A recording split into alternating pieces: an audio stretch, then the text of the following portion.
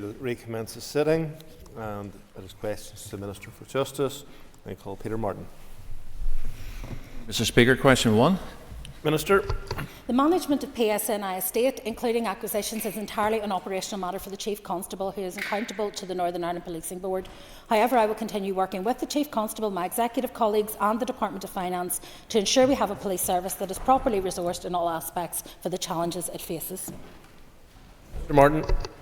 I can thank the Minister for her answer. Can I ask her, given her department's recent allocation by the Executive of an additional £39.3 million, will police officers now get their pay award, and how long will it take to see much needed additional PSNI officers on the ground to relieve the pressure serving officers are currently under? Minister. Well, I'm not sure quite how that relates to the estate strategy for the PSNI, but I'm happy to answer it nevertheless, Mr. Speaker. The recent additional funding of £39.3 million to my department includes £36.7 million, which has been allocated to the PSNI. The member will be aware the Chief Constable has welcomed that allocation, as it meets in full the amount of pressures identified by the PSNI to sustain policing in this financial year.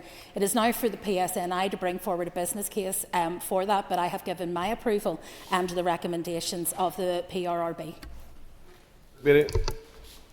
Minister, during COVID, the Department of Justice had to spend necessarily £4 million on a mass mortuary within Kinnegad. On the sale of Kinnegad, was there any clawback for the Department of Justice for that investment? The investment in that particular piece of work is not something that would be clawed back from the sale of the site. That has already been dismantled. So the sale of the site, as you know, we were able to use the site at the behest of the MOD, and so there's no clawback involved. Cathy Mason. Corlia, question number 2, Lidhill. My department is continuing to oversee a multi-agency programme of work to implement the Gillen Review recommendations. This includes progress against a range of recommendations intended to support child victims of serious sexual offences, including the ongoing delivery of a judge-led voluntary protocol to expedite serious sexual offence cases involving child witnesses under 13 years of age in Belfast and Antrim Crown Courts. Evaluation of the protocol cases in 2023 found there was a 70% reduction in the average time taken between reporting the crime and court disposal. The principles of the protocol have been extended to similar cases for children aged under 16 across all court areas. Sexual offence legal advisor services have been provided successfully, providing free legal advice and support to more than 2,000 adult complainants in serious sexual offence cases, and that will shortly be extended to child complainants. My officials have engaged stakeholders, including children and young people, to develop the Child Solace Scheme that will provide general and specific legal advice in relation to their case and ensure that their interests and wishes are communicated to the courts.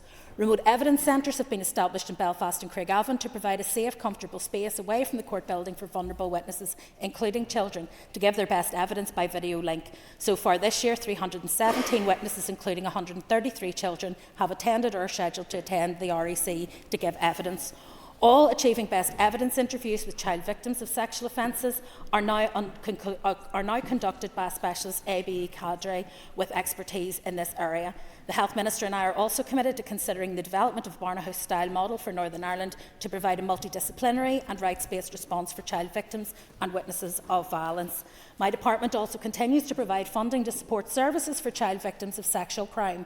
It includes funding for Victim Support NI to deliver the Children and Young People's Independent Sexual Violence Advocate, or CHISVA service, and the NSPCC Young Witnesses Service, which supports young victims and witnesses called to give evidence. We also contribute funding to the Assist NI Advocacy Service, dedicated to providing support to all victims of domestic and sexual abuse. Mrs Mason. Corlia, and I thank the Minister for that really comprehensive answer. Minister, it's widely accepted that establishing, as you mentioned, their one child-friendly setting where they don't have to constantly repeat their story provides better support for child victims of sexual abuse. Can the Minister provide, and you did mention it, but could you maybe give us more of an overview of what your department's plans are to establish the Barnahouse scheme, as we know it's been very successful in the south? Minister. Well, we are very committed to looking at the Barnahouse-style model for Northern Ireland.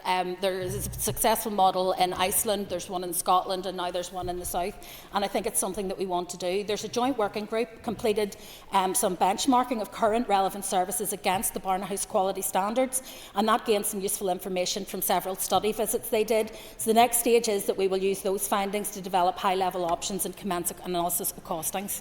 Connie Egan. Thank you, Mr Speaker, and I thank the Minister for her answers so far. Can I ask when we will see the full rollout of the Under-13 protocol? Sir.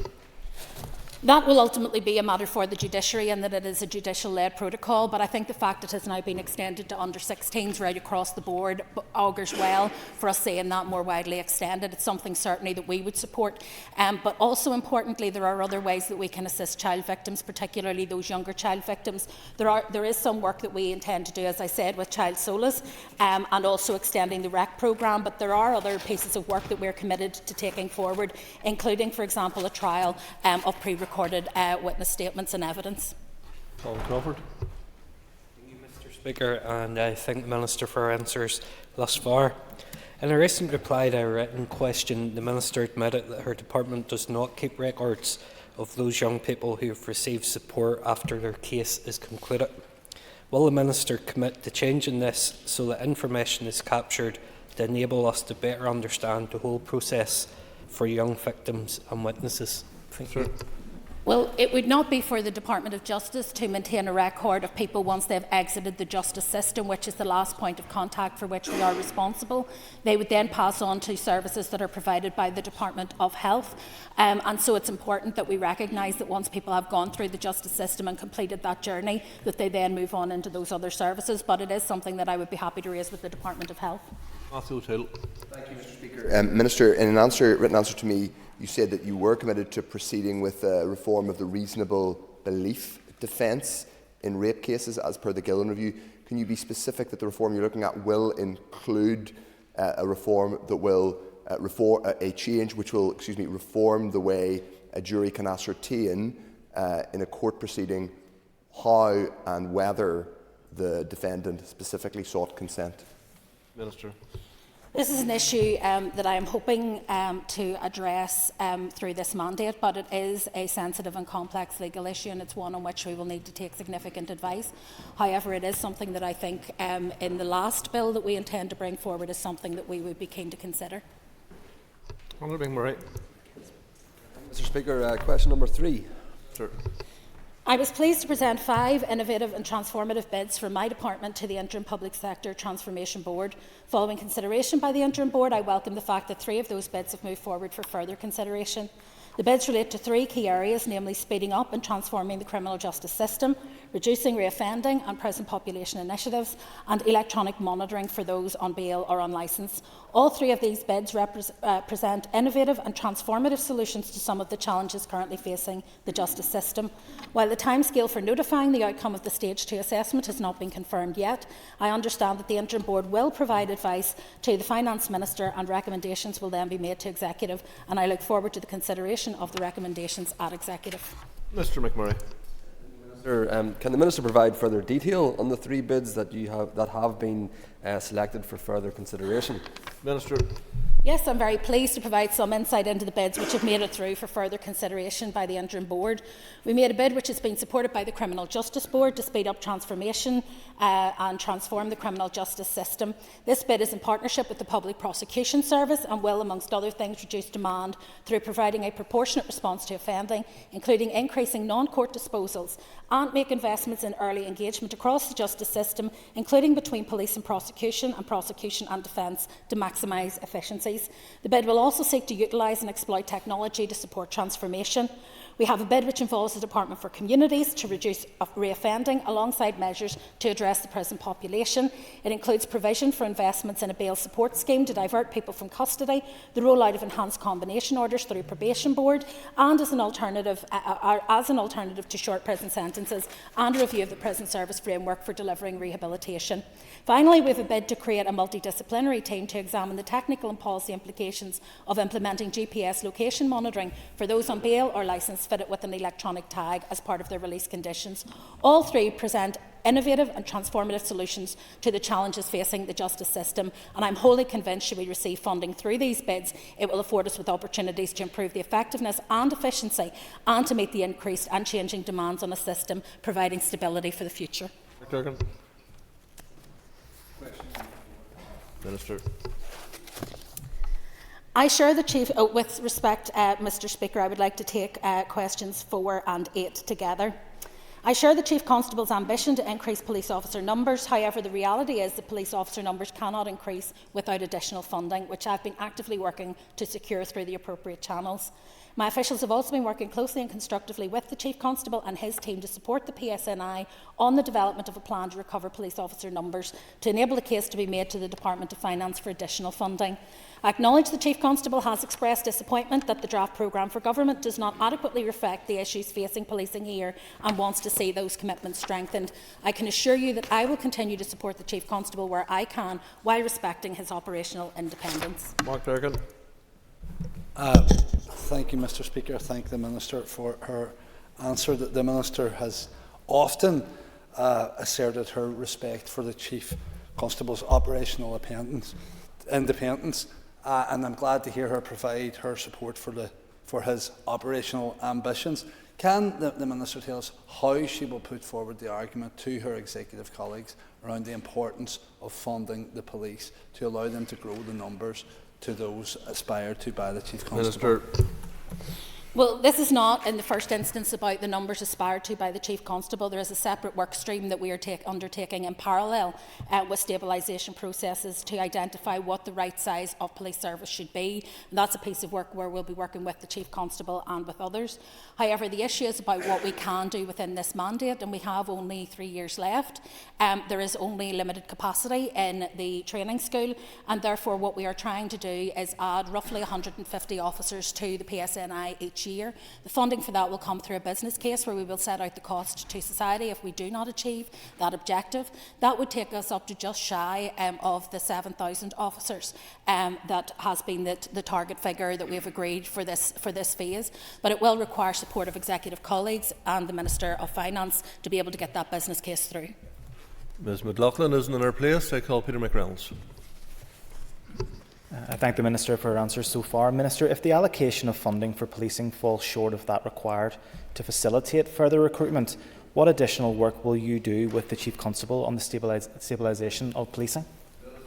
I think one of the key things in terms of stabilisation is to ensure that we stave off the attrition and the loss of officers to other parts of these islands. And so I think the recent allocation, which has allowed us first and foremost to allow the PSNI to clear what was left of their pressures, in-year pressures, will put us in a position where we will then be able, as I have already done, indicate my support for the PRRB recommendations with regard to pay. I think that's important. If we don't pay our officers, they will go elsewhere to jobs that are perhaps more straightforward and less stressful. So that is the first stage in the stabilisation process. The second, as I said, is to look to get money for the business case so that we can deliver more officers into the service. And I believe that the executive have expressed, certainly the executive parties have expressed their desire to see that happen. And so I'm confident that that will be taken seriously as a bid going forward. And the third strand is to look at what shape the police service should take in the years ahead in terms of overall numbers. And I know that from the report that the Chief Constable himself had commissioned, they reckoned somewhere between 6.9 and 7.2 was about the right number. So we're now looking to see how we can get that and maintain it going forward. Danny Donnelly. Thank you, Mr Speaker, and thanks to the Minister for her answers so far. Question 5, please. Minister. I'm committed to ensuring that the risk posed to victims of domestic abuse is assessed and managed as effectively as possible. Members will be aware the Leonard Consultancy conducted an independent review of the Multi-Agency Risk Assessment Conference (MARAC) arrangements on behalf of all strategic partners involved. The review examined MARAC's operational effectiveness and identified potential learning and opportunities for improved effectiveness. My department has now established a dedicated multi-agency working group to consider and respond to the findings of this review with a view to strengthening the response and protections for victims of domestic abuse. The group's key objectives are to identify costed recommendations for a new multi-agency risk assessment arrangement and supporting processes, to improve risk assessment and management in order to increase the safety of victims of domestic abuse and reduce the risk posed by perpetrators of domestic abuse. The working group plans to hold a series of facilitated workshops to work through and agree recommended changes for how new arrangements should operate. Through these workshops, members will consider how to build in a person of concern focus in order to ensure that new arrangements will focus not only on reducing the risk to the victim, but also on reducing the risk from the person of concern. I'm confident this work will result in a robust multi-agency arrangement which will make material difference to the safety of high-risk victims of domestic abuse. Mr Donnelly. Thank you, Mr Speaker, and thanks to the Minister for that answer. Could I ask the Minister if she is considering more immediate interventions for high-risk victims? As part of the work that we're undertaking, we are exploring the potential to pilot arrangements for a daily risk assessment meeting, or a DRAM, which would operate in support of MARAC in the first instance, but would look at more immediate interventions for high-risk victims. We're also exploring how to pilot these arrangements within a single health and social care trust area, building on already established partnerships between Trust and PSNI. We hope to launch this pilot in January and run it until the end of the financial year 25-26, with an evaluation to follow. Ciara Ferguson. Mr Speaker, I would like to ask the Minister, or the Minister, in relation to MARAC, what consideration will be given to a child or children of victims of domestic abuse?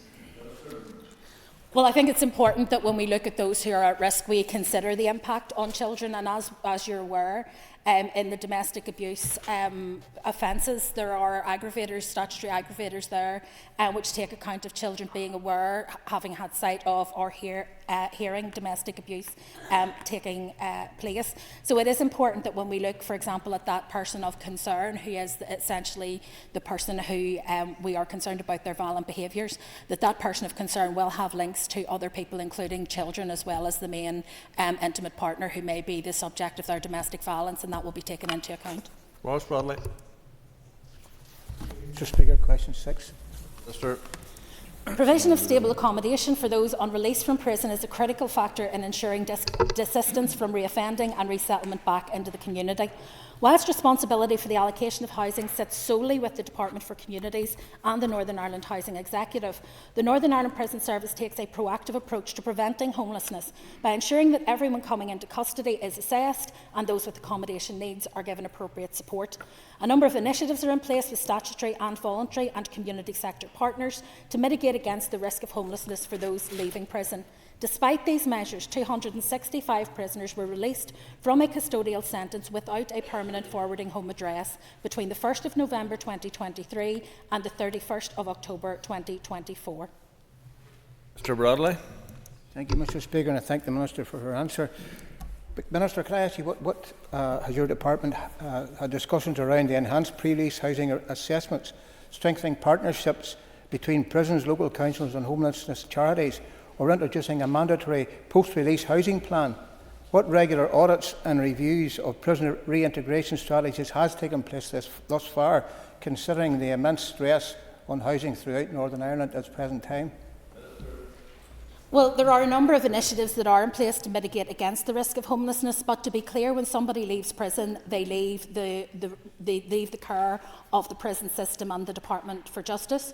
And we cannot, for example, retain people within custody or deprive them of their liberty at the end of their sentence on the basis that they don't have anywhere to go. So prisoners will often not share the information with us. Many of the people we have said haven't given us a forwarding address. It's because they are not obliged to once they have discharged their sentence. It is widely acknowledged that there is a lack of suitable social and affordable housing, and this is felt acutely by those who are leaving prison. A protocol for the management of accommodation and related support needs of people in custody was published by the Housing Executive in December 2023 and sets out a collaborative approach to addressing accommodation needs from the Housing Executive, Housing Rights, Probation and prison service. Prison Service has also put in place a number of initiatives to mitigate against the issue of homelessness for those leaving prison. They include an assessment of prisoner needs on committal, which includes their housing arrangements and enables staff to put in place interventions, for example, to prevent someone on a short sentence losing their tenancy.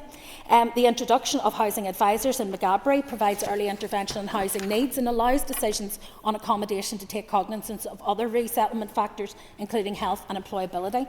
The use of approved premises to enable appropriate support and supervision arrangements to be put in place for high-risk offenders who are subject to public protection arrangements in Northern Ireland, and the introduction of a partnership project between Highbankwood College and Belfast City Council Complex Lives, looking at how better information sharing at committal and release could support those females most at risk of chronic homelessness. However, it is not an issue only for the Department of Justice or even primarily for the Department of Justice. We are willing to play our role in a collaborative effort with other departments to ensure that we do better by those who leave custody. We know that having a home is one of the main reasons why people desist from offending. Linda Dillon. And thank you to the Minister for the answers so far. Minister, you'd be well aware that many of those who are homeless on leaving prison, it is down to addiction and mental health issues. So what are you doing to ensure that those prisoners, when they are sentenced and in prison, are getting the assistance and help and intervention that they need around mental health and addiction?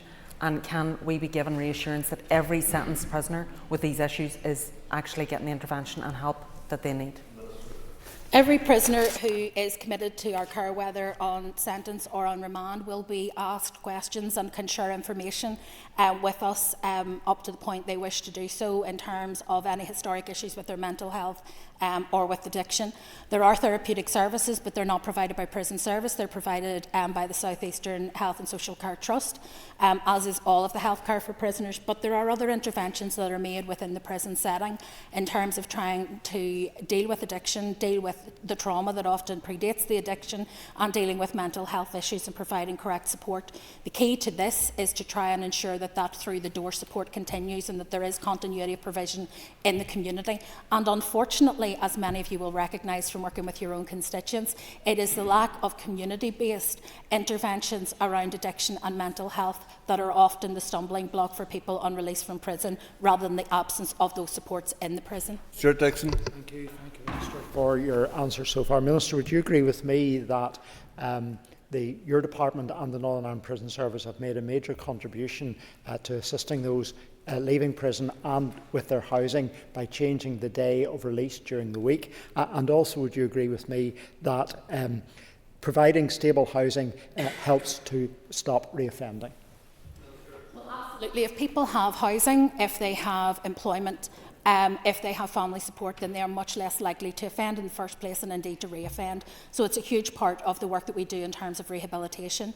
In terms of bail and remand reviews, that is a decision that was taken by the Lady Chief Justice when we had discussions with her in respect of the vulnerability of people being released often on a Friday afternoon when mainstream services have ceased for the week and then are left to cope over the weekend without that support.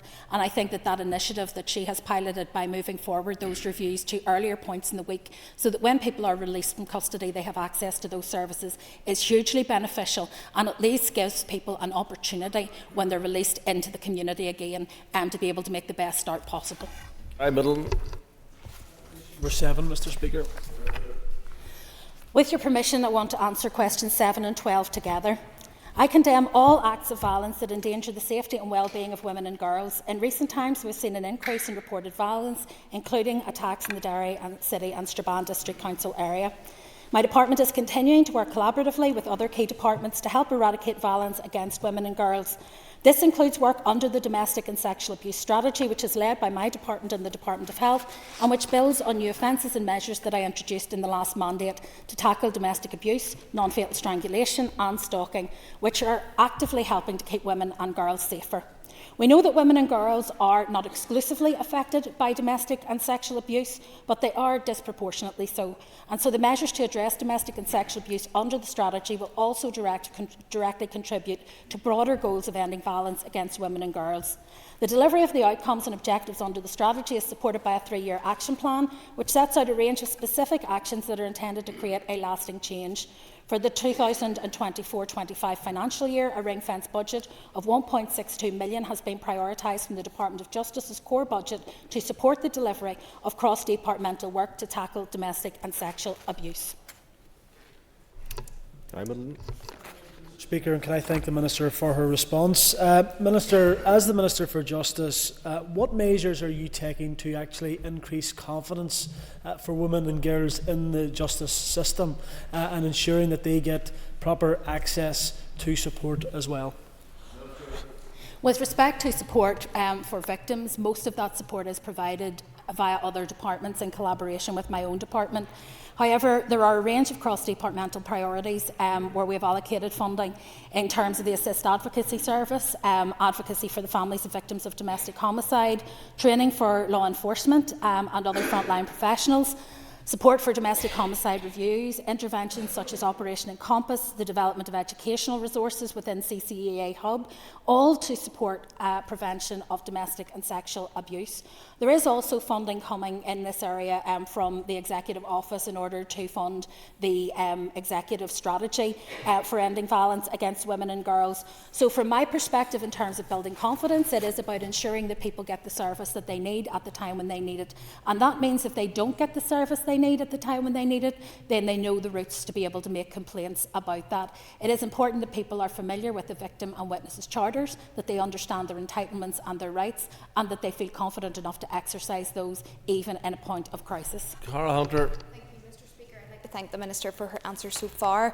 Understandably, women right across the North West are still feeling very unsafe. There's been a community response with self-defence classes in Limavady, which I think is brilliant. Can I ask the Minister, since these attacks just weeks previous, has she engaged with the local PCSP in Derry and the wider North West area? Yes, we have, through the department, engaged with the PCSP in terms of additional funding and how they're spending the money that they have at the moment. It is something I'm aware, for example, that the PSNI have increased patrols. The PCSP also has, I think, some additional measures in place where people can, for example, get alarms from some of the PCSPs that they can carry with them for additional reassurance. So there are some challenges, and it is not an easy issue. Ultimately, my department mainly leads on the issue of policy.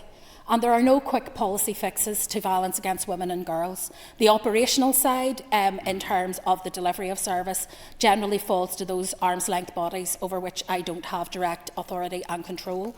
But it is important to say that we have engaged both with the local community and with the PCSP and with the PSNI to ensure that they have the resources available to them to be able to do the work that they need to do in this context. And it is important to say that if people remain fearful, if people remain afraid, that is something that is, to me, unacceptable. We need to change the culture, both in this place and in other places where it is acceptable either to be aggressive towards women or violent towards women or abusive towards women. And until we get that right in this House, as everywhere else, we will not see a sea change in terms of how women are treated on our streets. Shielguy. Mr. Speaker, and thank you to the Minister for her answers. Can I ask the Minister how she is targeting or focusing on perpetrators of abuse against women and girls? There are a number of programmes that we have in terms of perpetrator programmes which allow us either through self-referral or through police referral to engage directly with us. So for some time now, the Department has been funding the Promoting Positive Relationships programme run by Probation Board for Northern Ireland, and that aims to provide men who are alleged to have been abusive within their intimate relationships and whose children have been assessed by social services at risk with an opportunity to engage in intervention involving an integrated group work programme.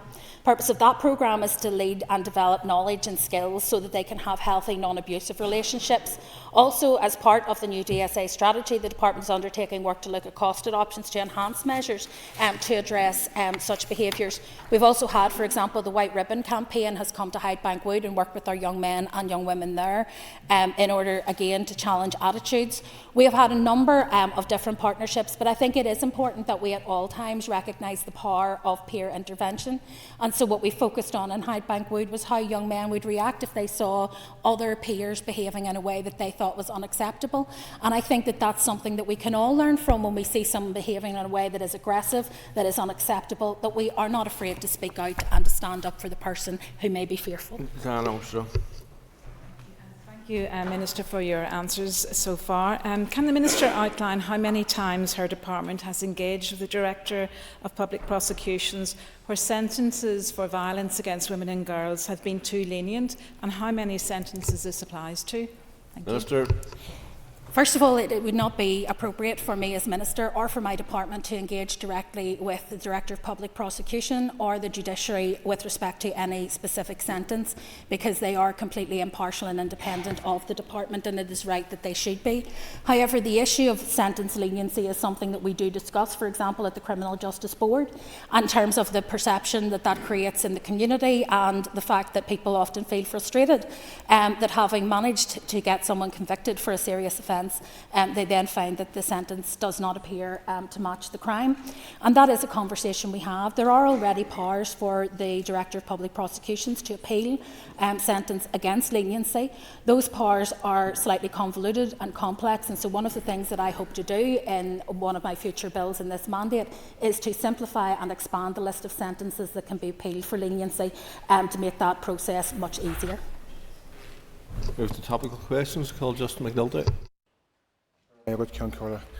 Minister, frighteningly, 103 murders here have been with the domestic abuse motivation between 2004 and 2021. And it's estimated that there's more than two-thirds of women and 50% of men who suffer domestic violence by a partner do not report it to police.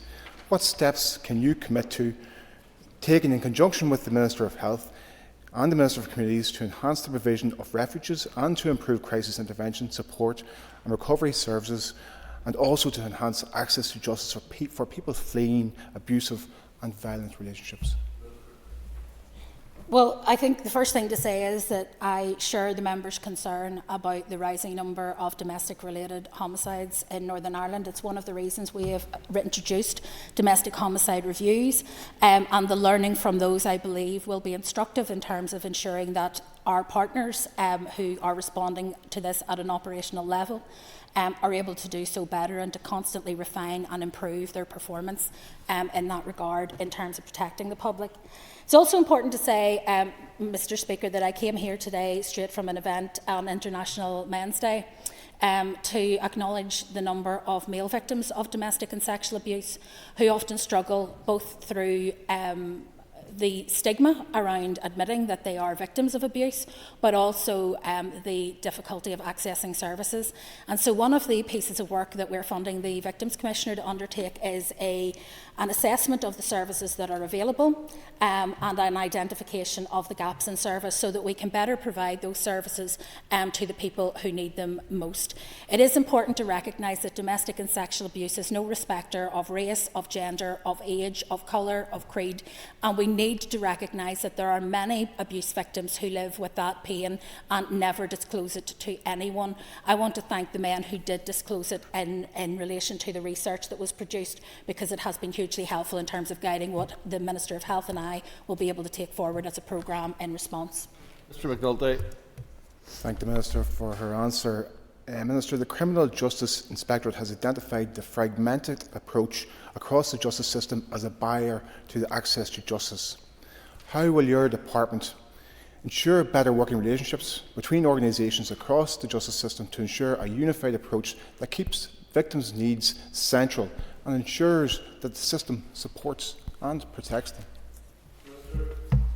Well, one of the things that I have done is to ensure that the Victims of Crime Commissioner Designate can attend the Criminal Justice Board meetings that we hold on a quarterly basis, so that as we discuss the changes that we wish to make to the justice system in terms of improving access, in terms of speeding up justice, in terms of new protocols, that we have victims at the heart of what we do, that they are not a periphery issue, but that they are at the heart of what we do. Relationships within the various justice organisations, I think, are less of an issue than perhaps some of the barriers that we face through discontinuity in terms of our IT systems and some of the kind of practical measures that are in place. There is also an independence issue where there is a limit to what the department can do other than encourage and incentivise that cooperation. But I have to say that I find those who sit around the board table at the Criminal Justice Board to be fully committed to trying to ensure that they make the journey for victims as seamless as possible. But where that does not happen, again, I would ask people, if someone comes to you and makes a complaint and feels that they have been ill-served by the justice system, make them familiar with the Victims and Witnesses Charter, and where you feel that they have been let down, make a complaint. Brooks. Thank you, Mr. Speaker, and on thank you, Minister, for her answer so far. And on the same issue, the report that was brought out this morning, which I think was a very important report to shine light on some of the issues that are going on. There has been the focus on violence against women and girls, rightly, given that they face these issues disproportionately. But can I ask, some of the third sector organisations in that field have been key to trying to give support to women. Could I ask the Minister what engagement she's had with similar organisations that support men to help support them through domestic violence cases? Minister. We have quite good engagement through our domestic and sexual abuse expert panel with organisations that support both male and female victims of violence. We also, through a number of other opportunities that we have, obviously engage with them throughout the year. The Men's Advocacy Project, for example, is a really good example of an organisation that speaks up for and supports men who find themselves in this particular situation. One of the issues that has arisen as a result of the research, and I think it's hugely important, is that it has shone a light on just how few men actually report this. So although 31% of victims last year were male, we know that there was only around 50% of them had reported it, and sadly, less than that still who were willing to make a report to the police and the authorities in order to pursue justice. I understand the frustrations that people have. Justice can be daunting and it can be complex, but it is important, because until we hold those who are responsible to account, we will not see a sea change in terms of attitudes and culture. Well, David Brooks. Thank you, Minister. Could I ask, we understand that from the report that some of those issues around the lack of refuge and also access to family may be barriers to men coming forward. I understand that's not all within your remit, but do you plan to have conversations with other ministers to see how men can be supported across the executive? Minister. It's not just something I plan to do, it's something that I have been doing. I mean, I recently at a constituency level wrote to the Minister for Communities regarding the fact that if you are the non-resident parent, even if you have equal custody, shared custody, you're only entitled to one additional room in your house by dispensation. If you have 3 children, all of different sexes, where are they all supposed to go in that one room? And so it denies men the right to be able to take up their shared custody arrangements as they ought to be. And so there are real issues in terms of our processes and procedures that need to be more nuanced, because the issue, of course, for the housing executive is that they're saying, well, you can't double count the same people twice.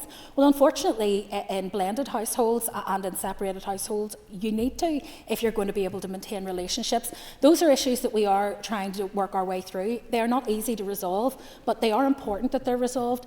And it's also important to say that my own department will be introducing a small grant scheme hopefully in the next few weeks. And I would encourage organisations that work in this particular space to come forward and make application, because whether it is to do studies around the prevalence of this, whether it is to provide frontline support to people, I think it is something that we would certainly be very open to funding. Michelle Guy.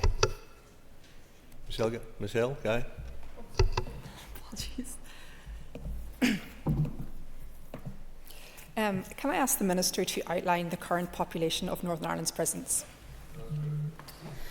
On the 1st of November 2021, the Northern Ireland prison population was 1,559. On the 1st of November 2024, it was 1,925, an increase of 24%. Whilst the population position has not become precarious as quickly as we had expected, it remains highly challenging and very finely balanced. Pressures continue to be felt most acutely in Maghaberry Prison, where over 450 prisoners are sharing a cell on a daily basis. Mrs. Guy. Thank you, Mr. Speaker. How are these numbers affecting resourcing pressures within the prison service? Well, my focus and the priority of the Director-General is to ensure Prison Service has the resources it needs to ensure that it can focus on its key priorities. That is keeping people in custody safe and secure, and that includes those who work in that environment, and supporting individuals in their rehabilitation and resettlement post-prison. That's why I gave approval for officer numbers across the Prison Service to increase by 75. Earlier this month, Prison Service launched a new recruitment campaign with the intention of employing more than 100 new prison officers. It is important that our prisons are properly resourced, because without the ability to do those interventions, to do the education, to do the challenge on offending behaviour, we will release people back into the community who have not been rehabilitated and have not changed their attitudes or behaviours, and that will lead to more victims. This investment is a wise investment, and it's one that I think we need to make. Can I ask the Minister when she expects to receive an update on any progress that has been made for a 240 cell accommodation block and control room at McGilligan Prison? The member will be aware that we have had to split what was originally a one-size business case, which included both that and the kitchen block, and we have had to split the business case into two. So we're now advancing the business case for the smaller accommodation block and the kitchen, and then we will be looking at the larger accommodation block. Those are at outline stage at this point, but all of this is contingent on us receiving the resources that are required to ensure that we can replace the facilities at McGilligan. Those of you who are familiar with the prison at McGilligan will be aware that, somewhat like Trigger's broom, I think there is more now holding it together than there is of the original substance of the buildings. Mr. Robinson.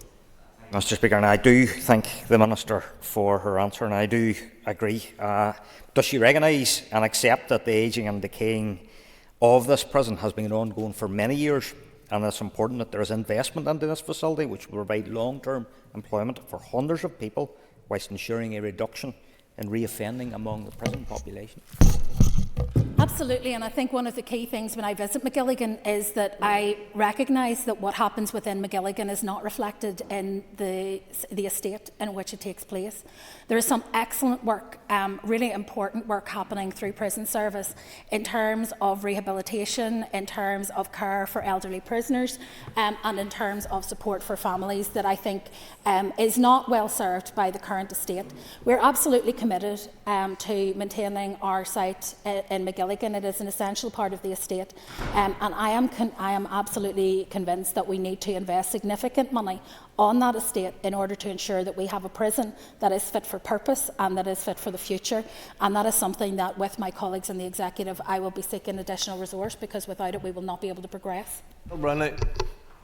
Speaker, and thank you to the Minister for answers so far. Has the Police Ombudsman returned to work, and if not, has the Minister had any conversations with the office about when we can expect this change?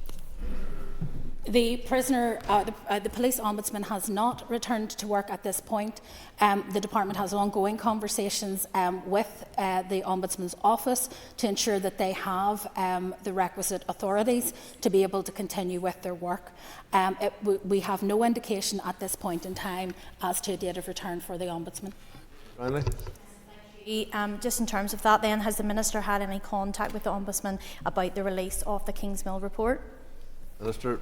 With respect to the release of reports, the authority is already there for the Chief Executive and the Chief Investigator. They have already received the delegated authority which would allow them to release those reports. So the absence of the Ombudsman is not a barrier to the release of those reports. All right, Harvey. Mr. Speaker, and could the Minister provide an update on our Department's discussions with the NI Bar Law Society in relation to legal aid payments, both in terms of delays on payment and payment increases? Thank you. Sure. With respect to my engagement with the Law Society and the Bar Council, those are ongoing. I will be meeting the Bar of Northern Ireland tomorrow. I met with the Law Society last week. As you know, I intend, Mr. Speaker, to bring a statement to this House in which I will set out my response not only to the Burgess review, but also to wider issues across the legal aid landscape, so not only criminal but also family and civil legal aid. And I think it's important that I engage with the sector around that.